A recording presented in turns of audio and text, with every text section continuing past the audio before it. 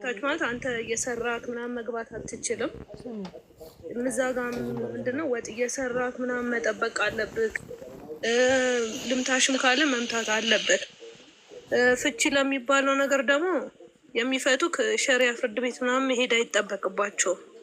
ቁጭ ብሎ ቤት ውስጥ ብቻ 3 ጊዜ ፈትቼሻለሁ ማለት ነው ከነሱ የሚጠበቅባቸው ማለት ነው እንጂ ሸሪያ ፍርድ ቤት ምናምን የሚባል ነገር የለም። ኒካ ስታስር ደግሞ በስምክ ሳይሆን ስሙን ላይ ይቀይሩልካል። ዝም ብለው እንትን አይሉም ማለት ነው። እና አሁን ላላችሁ ደግሞ የወሲብ ላልከው ነገር ደግሞ ማለት እሱ ሙስሊም ነው አውቃለሁ ብሏል። ግን መዋሸት ምናምን አያስፈልግም። እኔ በስነ ስርዓትም አስረድቶኛል። በየትኛውም ሰዓት የትኛውም ጊዜ ላይ የትም ቦታ ቢሆን ማድረግ መፍት አለው። ቁርአን ላይም ተጽፏል። በስነ ስርዓት አስረድቶኛል ማለት ነው። እና በቃ ይሄን ልልክ ነው እፎይ። አሁን በጣም ነው የማመሰግነው እፎይ። ያንተን ቪዲዮ ምናምን በማየት ወደ ኦርቶዶክስ ተመልሻለሁ። ልጄንም አስጠምቄ አሁን ወደ ኦርቶዶክስ ተመልሼ እየኖርኩ ነው እና በጣም ነው የማመሰግነው እፎይ። እስከዛሬ አላወቅኩም ነበረ። ያ እንኳንም እግዚአብሔር ረዳሽ። ለዚህ ነው እነሱ ስለሚፈቀድላቸው ነው ታርጌት አድርገው የሚሰሩት፣ ስለሚፈቀድላቸው ነው። ፕላስ ደግሞ ለማምጣትም እንደሚችሉ ስለሚያውቁ ነው። እድሜዋ ከሄደች በኋላ ደግሞ በሴት ቦታ ሴትም መለወጥ እንደሚችል ስለሚያውቁ ነው። ይህ ነገሮች ስላሉ ቅድም እንዳልኳቸው ከቤት አትወጣም፣ አይፈቀድላትም። ቤት ተቀማጭ ነች። እንደ እቃ ነች የምትቆጠረው ማለት ነው። ምስክርነት ብትሄድ እንደ ሸሪያው ከሆነ ለምስክርነት አበቃም። ፍቺ ላይ ደግሞ ኢቭን ሴቷ ፈታለው ብላ መፍታት አትችልም። ወንዱ ነው መፍታት የሚችለው። እንደ ወንዱ ፈቃደኛ ሆኖ ከሆነ ነው እንጂ ሴቷ መፍታት ብፈልግ እና ወንዱ አልፈታሽም ካለ ሸሪያው አይፈቅድም። ይሄን ታውቂያለሽ? እኔ ልፍታው ወንዱ የግዴታ መቀበል አለበት ያንቺን የፍቺ ቃል። እሱ ነው ግዴታ ፈትቼሻለሁ ማለት ያለበት። እኔ አልችልም እንዳልኩ ከአሁን እፎይ 1 አመት ሙሉ እኔ አሁን ከቤት ወጥቼ አላውቅም። 1 አመት ሙሉ ማለት ነው። አይቻልም። በአጋጣሚ እኔ ከቤተሰብ ጋር ትንሽ ተጋጭቼ ምናምን ነበረ ይህ ሁሉ ነገር ውስጥ የገባሁት ባለማወቅ ማለት ነው። እና የሆነ በቃ ምንም መውጣት አትችልም ከቤት። ትንሽ ከወጣ ከኦርቶዶክስ ጋር ትንሽ ካወራክ በቃ የማይሆን ነገር ነው የሚናገሩክ ምናምን። መምታቱን ላይ ይችላል እናቱም ያለችኝ ማለት ነው። በቃ ብዙ ነገር ነበር። ሱራ 4:34 ላይ መምታት ይችላል። ሲመታሽ ደግሞ ለምን መታሽ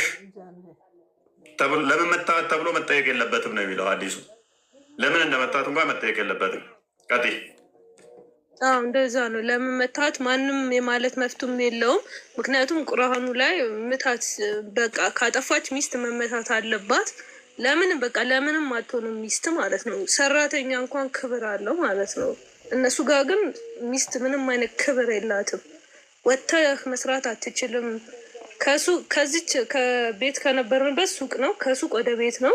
እሱ ሲመጣ ግዴታ ቡና ማፍላት አለብህ፣ ወጥ ምናምን መቀቀል ምናምን ብዙ ነገር አለብክ። ዱዓ ተብሎ ጫት ይዞ ሲመጣ ቡና ምናምን ማፍላት አለብክ።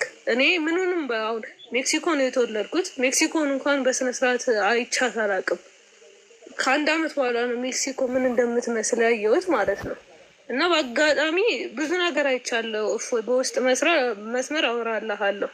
አሁን ስለማውራት ስለማልችል ነው። በጣም ብዙ ነገር አይቼ በወለድኩበት ሰዓት ራሱ በጣም ብዙ ነገር ፈተና ውስጥ ገጥሞኝ አይቼ እንደ አጋጣሚ ከእናቴ ጋር ተታርቄ እግዚአብሔር የተመሰገነ ይሁን እናቴ ወደ ቤቷ ሰብስባኝ መጥቼ እናቴ ጋር ሆኜ ራሱ በጣም ብዙ ነገር ይላሉ ማለት እዛ ጋር ልጄን ይዤ ስለመጣው ገና ለገና በቃ ልጅቷን እሷም ኦርቶዶክስ ያደረጉብኛል ብሎ ከእናቴ ጋር እንዳልገናኝ ከለክሉኝ ነበረ። ልጄንም እንደዛው ማለት ነው።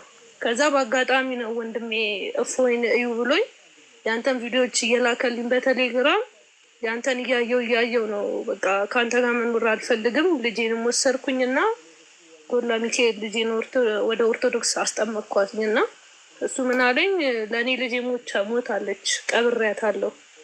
ከዚህ በኋላ ምንም ከኔ ጋር እንትን የለሽም ሲል እኔም የምፈልገው ወደ እምነቴ እስካሁን በቃ አላወቅኩም። ይብቃን እዚህ ጋር አልኩት። እሺ ተባባልን። እኔም ወደ ቤት የተመለስኩኝ እና ሁሌ ነው ያንተን የምከታተልክ። ስለነሱ ፎይ ላውራ ብል ራሱ ጊዜ የለኝም። በጣም ብዙ ነገሮችን አይቻለሁ። አይቼን የወጣሁበት እና በጣም ያስጠላል ከምልክ በላይ ማለት ነው። እፎይ በጣም ነገረኞች ናቸው። ብዙ ነገር አለ። ብቻ እፎይ ጽፍልሃለሁ በውስጥ መስመር በጣም ብዙ ነገር አለ። እሺ እንኳንም እግዚአብሔር ረዳሽ፣ እንኳንም ከጨለማ ህይወት አወጣሽ። ዋናው ራስሽንም ልጅሽንም ከዛ ከከፋ ጨለማ ውስጥ ወደሚደንቅ ብርሃን መምጣትሽ አንድ የተመሰገነ ነው። ያ ባይሆን አስቀድሞ ትዳር እንደዚህ አይነት ነገሮች ባይሆኑ ደስ ይለናል። አትሊስት በቀን 3 ሰው ይመጣል ከትዳር ጋር በተያያዘ ሴቶች አስቀድሜም ብያቸዋለሁ። ከዚህ በፊት እንደውም በቃ ትጻፉልኝ ሴቶች ሁሉ እስከ ማለት ደርሻለሁ ማለት ነው። በእነዚህ አይነት ጉዳይ በጣም እነሱ ታርጌት አድርገው ነው የሚሰሩት። ታርጌት አድርገው ማለት ነው። መጽሐፍ ቅዱስ በግልጽ በማሻማ መልኩ ከማያምን ጋር ጋብቻን ያወግዘዋል፣ አይደግፈውም። ስለዚህ የጌታን ቃል ጥሰህ ነው የምትሄደው፣ ጥሰሽ ነው የምትሄጂው። ይህ ስትሄጂ የማያምን ወንድ ስታገቢ የጌታን ቃል ጥሰሽ እስከሄድሽ ድረስ በጣም ከባድ ነው። ከዛ በኋላ የሚሆነው ቻሌንጁ እሱ ደግሞ ታርጌት አድርጎ የሚመጣው ምንድን ነው? እሷን እምነቷን ለማስቀየር አትሊስት እሷን ባይችል እንኳን የሚወለዱትን ልጆች በእሱ ተጽዕኖ ውስጥ አድርጎ ለማስቀየር ነው የሚመጣው። እንደ በግ የሚነዱት ፍቅር ማሬ ውዴ ካላት ትሄዳለች። የሆነ ሰዓት እንደውም ፕሮቴስታንቶች ፎግረውን ነበረ። አብረው የሚሰሩ ጀማዎች እንትኖች ማለት የምንግባባቸው ምንድን ነው እሱ የኦርቶዶክስ ሴቶች ማሬና ውዴ ተብለው አላደጉም እንዴ? ማሬና ውዴ ካላት አንድ ሙስሊም ወንድ እምነቷን ተቀይራለች እስከሚሉን ድረስ ማለት ነው። ትለፋላችሁ እንጂ እናንተ አንዱ መጥቶ ማሬ ውዴ ካላት እኮ በቃ ዚህ ስማሽ እስከምትናቁ ማለት ነው። ያሳፍራል።